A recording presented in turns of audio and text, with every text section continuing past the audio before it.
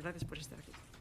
Bueno, pues como ha dicho María Ángeles, muchas gracias por invitarnos a esta comisión, ¿no? Porque para nosotros es muy importante hablar de este tema y entonces agradecer que la comisión tenga a bien habernos recibido.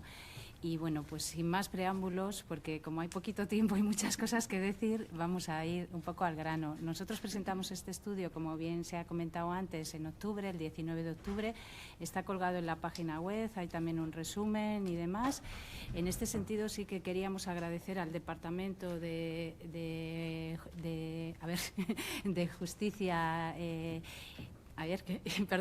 de Justicia, Igualdad y Políticas Sociales, pues porque nos ayudó con la financiación a esta reflexión y demás, ¿no? Entonces, bueno, pues queríamos agradecerlo también, porque sin eso no se podría haber hecho. Entonces, bueno, el primer diagnóstico, así, es un estudio cualitativo, no es un estudio cuantitativo, ¿vale? Eso también situarlo ahí y es importante. Es un estudio también, que eso es muy importante ponerlo sobre la mesa, que nosotros lo teníamos planificado antes de la pandemia.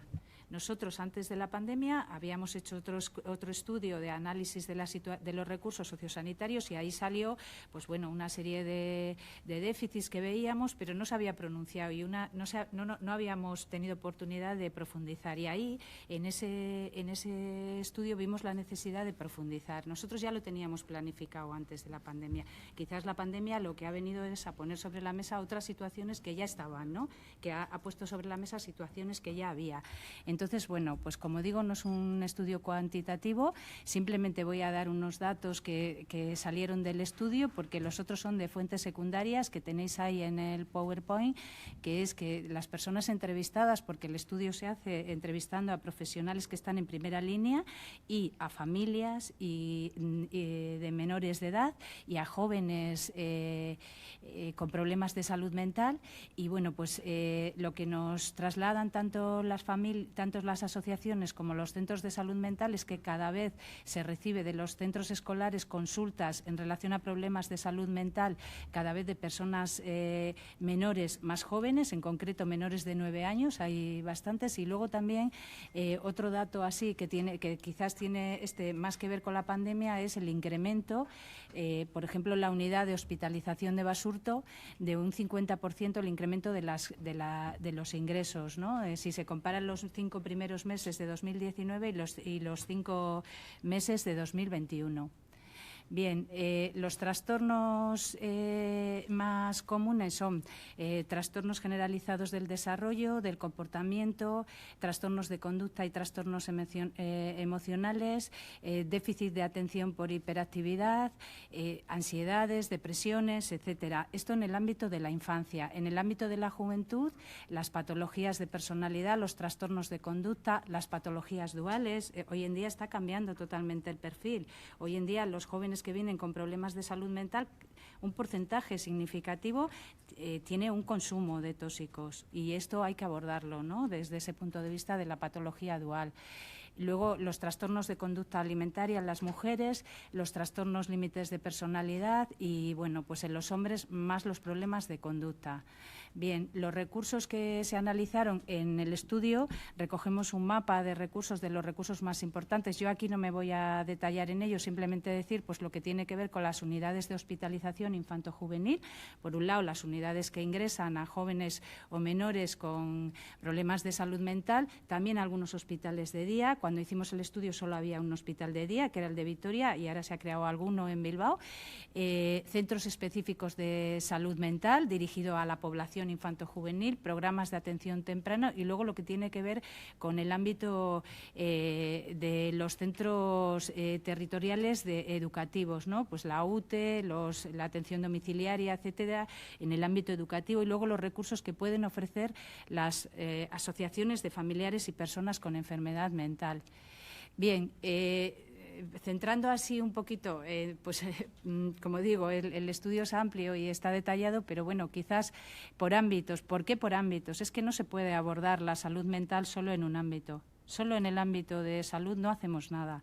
La salud mental hay que abordarse en muchos ámbitos. Entonces, también cuando la persona es adulta, pero cuando es una persona joven, pues más motivo todavía. Por ejemplo, el ámbito educativo también va a ser muy importante.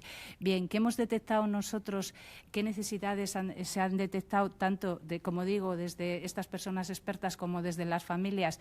Bueno, que se necesita una atención continuada, un seguimiento a los casos, que los niños, niñas necesitan una escucha empática y cercana y para eso hace falta tiempo, que se necesitan apoyos no solamente en los momentos críticos, es decir, yo tengo un hijo, imaginaros, pongo un ejemplo que a veces se visualiza más, de 15 años que tiene un problema, unos comportamientos disruptivos que la familia no puede con esa situación y le lleva a urgencia. En urgencia lo tratan, lo atienden, pero otra vez a casa, en el centro de salud, o sea, es decir, se necesita un apoyo continuado, se necesita atención domiciliaria para determinados casos graves. No estamos hablando en general, pero estos casos graves son casos muy fuertes que hacen mucho daño a la persona, a la familia y al entorno.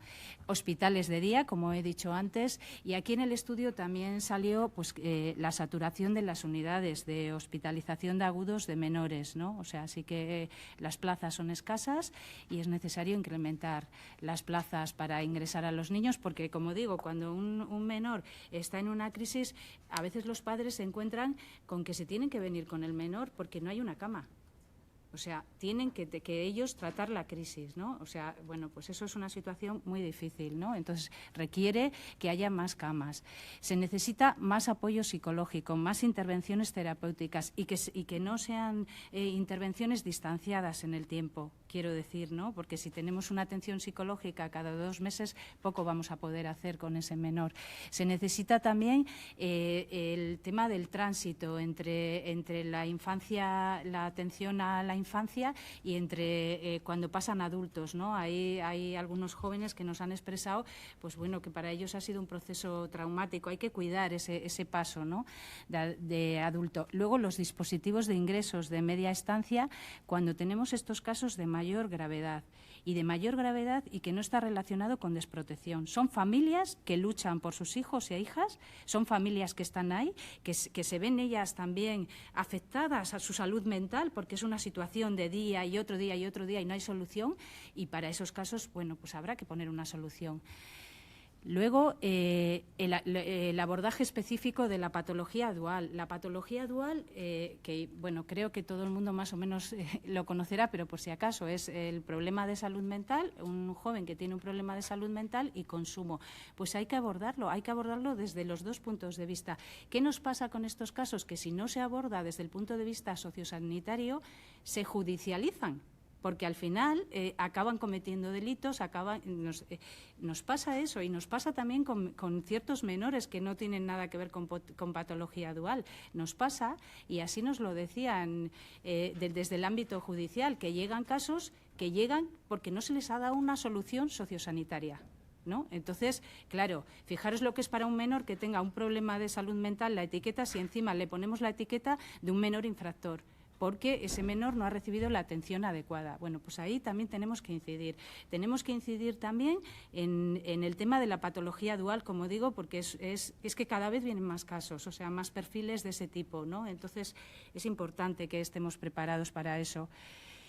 Luego el tema de los suicidios. El tema de los suicidios es algo que sabéis que bueno, pues es un problema grave y nosotras, las asociaciones me refiero, estamos detectando que esto está en aumento. Estamos detectando, a nosotros nos llaman colegios preguntando por una orientación, porque las asociaciones nuestras van a colegios y demás, orientación por casos, por jóvenes y menores que tienen intentos autolíticos y bueno, pues esto también hay que hacer un abordaje sobre este tema. Que no digo que no se estén haciendo cosas, no me malinterpretéis, pero quiero decir que nosotros venimos aquí a decir las necesidades que tenemos y la necesidad de empujar en este sentido, en que se hagan cosas para evitar esta situación. En cuanto al ámbito educativo,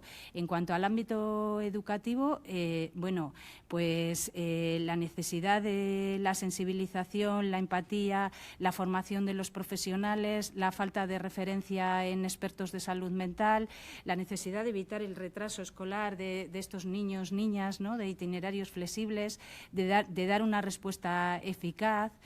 De cuando tenemos un niño o una niña con un problema de conducta importante, grave, que tenga unos apoyos especializados. A veces habrá que poner más recursos, más apoyos. A veces también la coordinación, cómo se hacen las cosas. A veces es cambiar el cómo, ¿no? ¿Cómo hacemos esto? ¿Cómo lo podemos mejorar en ese sentido, ¿no? ¿Cómo mejoramos esa coordinación que tiene que haber necesaria entre un niño que ha estado en la UTE y aterriza en un colegio? ¿Cómo hacemos eso para que eso se lleve de la mejor manera posible? Evitemos un mal clima en el aula, porque a veces se crea un mal clima en el aula, se estigmatiza a ese menor, pues porque, claro, pues tiene problemas de conductas, etcétera, etcétera, etcétera. Bueno, pues eso también tendremos que cuidarlo. Hay que evitar también en determinados menores que tienen problemas de salud mental el tema del aislamiento, las burlas, el rechazo, el bullying. Bueno, pues todo esto nosotros con el departamento estamos con un tema de una estrategia de erradicación del estigma, no solo en este ámbito, en todos los ámbitos, porque es necesario para salud mental. Y bueno, pues es un tema que aquí desde luego pesa mucho y hay que abordarlo. Vale, luego otros ámbitos también significativos, pues todo el tema del ocio, del tiempo libre y demás, pues que realmente son programas que dan resultados para enganchar a las personas jóvenes. Claro, una persona joven de 18 años no la puedes meter en un centro de día donde hay personas de adulto. Entonces, sin embargo, estos programas son positivos para enganchar con estas personas y, bueno, pues es necesario ir hacia este tipo de programas, ¿no?, que tienen, por ejemplo, nuestras asociaciones tienen programas de este tipo. Luego también la ayuda para cuidar los vínculos afectivos de las personas, ¿no?, de la familia. O sea, la familia se resiente mucho cuando hay un problema de este tipo en una familia, ¿no? O sea, se van a producir una serie de problemas y hay que cuidar los vínculos afectivos. Lo que he dicho antes de la justicia, no me voy a repetir, lo de la no judicialización de los menores, ¿no?, la importancia que es que estos menores puedan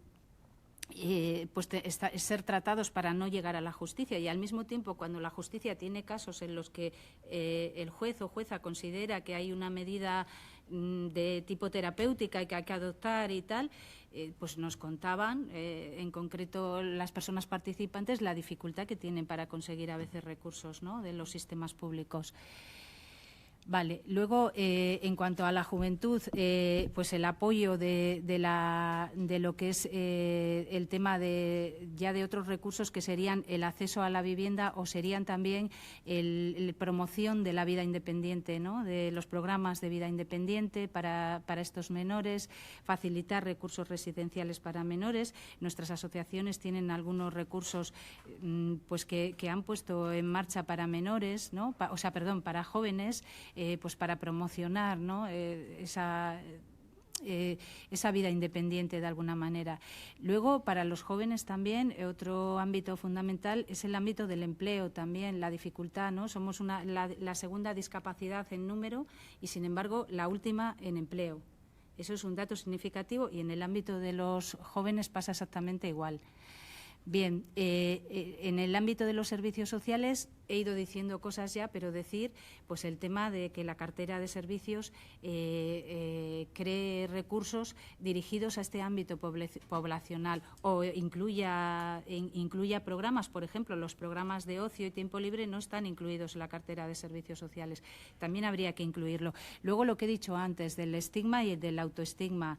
El estigma, es necesario una estrategia global que aborde el estigma. Estamos en ello, quiero decir, estamos con el departamento en ello y yo tengo confianza en que saldrá este año. Tenemos confianza, veremos a ver, pero sí tenemos confianza. Y el estigma es muy importante, porque el estigma, aparte de los prejuicios sociales y todo lo demás, conlleva el autoestigma. El autoestigma es que la persona se cree que esos prejuicios son verdad. ¿Qué nos pasa? que no quiere decir que tiene un problema de salud mental. ¿Por qué? Porque se le va a etiquetar. Entonces, como se le va a etiquetar, yo no digo que tenga un problema de salud mental y se agudiza, ¿no? Porque no quiere estar en tratamiento, porque se le va a tachar de tal o de cual. Entonces, sí que es muy importante el luchar. Y, por otra parte, en el tema del estigma y del autoestigma, tenemos que tener en cuenta la Convención Internacional de los Derechos de las Personas con Discapacidad, que obliga a los Estados y, en este caso, a las administraciones públicas a eliminar las barreras. Las barreras que tiene nuestra discapacidad no es una barrera física, no son unas escaleras, son los prejuicios sociales que hay que producen discriminación, ¿no?, en estas personas. Vale, luego así muy rápidamente, que estoy mirando el tiempo, muy rápidamente en el ámbito de las familias, porque claro, nosotros somos entidades de familias y en el ámbito de las familias es muy importante. Las familias en general en todos los ámbitos se han quejado de falta de información. Eso es lo que nos han trasladado, que no se les da las pautas correctas en cada ámbito, ¿no? En función del ámbito se han quejado de ello. Las familias necesitan apoyo psicológico y terapéutico, por lo que he dicho. Porque se encuentran a veces solas con el problema. Se produce tensión de progenitores entre los y las progenitoras. Se produce tensión. Además, que siempre que pensamos en familia, parece que pensamos en los padres y en el hijo, pensemos en un matrimonio que tiene otro hijo menor. A veces tiene que sacar a ese hijo del núcleo familiar, pues porque si tiene un hijo que tiene unos comportamientos tal, que tiene unos comportamientos disruptivos, y llevarlo, por ejemplo, a otro núcleo como pueden ser los abuelos, ¿no? Entonces, bueno, pues quiero decir que tengamos en cuenta que el apoyo psicológico y terapéutico es necesario en las familias. Luego se necesita, lo que he dicho, de la comunidad educativa, mayor apoyo y empatía hacia las personas, hacia los menores y jóvenes con problemas de salud mental.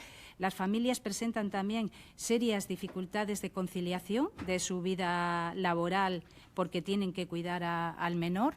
Y a veces tienen que cuidarse ellas mismas también, ¿no? Pues porque es un tipo de dificultad que, bueno, pues que supone una sobrecarga que a veces acaban ellos afectados también con un problema de salud mental.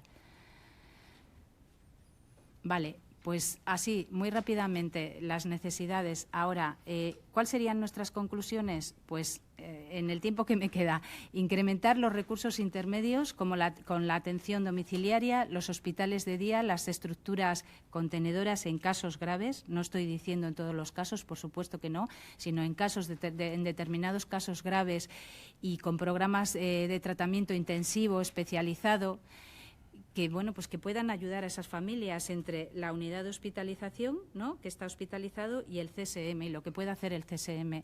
Que haya un número suficiente de plazas de hospitalización psiquiátrica de agudos para este ámbito poblacional, que existan recursos residenciales de media estancia para estos supuestos que estoy diciendo, que son supuestos muy graves, distintos de los que hay para el ámbito de desprotección, porque, como digo, son niños y niñas que tienen a sus familias detrás, que están luchando, pero llega un momento que las familias claudican, no pueden con esa situación. Aumentar la frecuencia de sesiones con psiquiatras o, como habíamos dicho antes, con el apoyo psicológico y tal, y hacer un seguimiento continuado. Poner a disposición de las familias mayor información, pautas, indicación, herramientas sobre cómo atender a sus hijos o hijas en el hogar. Promover en marcha la puesta en marcha de recursos sociosanitarios especializados a partir de los 6 años, que deja de haber atención temprana. El tema de la patología dual, lo he dicho antes, no quiero olvidarme de ello, es muy importante el tema de la patología dual porque llegan cada vez más jóvenes con problemas de consumos. Creemos que no se está abordando adecuadamente, ni desde el ámbito sanitario ni desde el ámbito sociosanitario, y creemos que es necesario ahí hacer una reflexión. Aumentar la presencia de psicólogos y psicólogas. Esto que pone aquí de psiquiatras especializados, ya ha salido la psiquiatría especializada. Mejorar los procesos de transición que hemos dicho antes, cuando pasan de psiquiatría infantil a adulto, y el apoyo psicológico y terapéutico, como hemos dicho, a las familias, que es muy importante, y luego también promover la derivación a los recursos sociosanitarios que podemos disponer las asociaciones, que no son muchos, pero bueno, lo que podemos hacer. Y veo que se me acaba el tiempo, no sé si puedo decir algo más o ya tengo que concluir. Bueno, pues simplemente eso, que en el ámbito educativo creo que también lo he dicho antes y bueno, pues hay mucho que decir en este tema y ya está. No sé si luego pues hay oportunidad de contestar.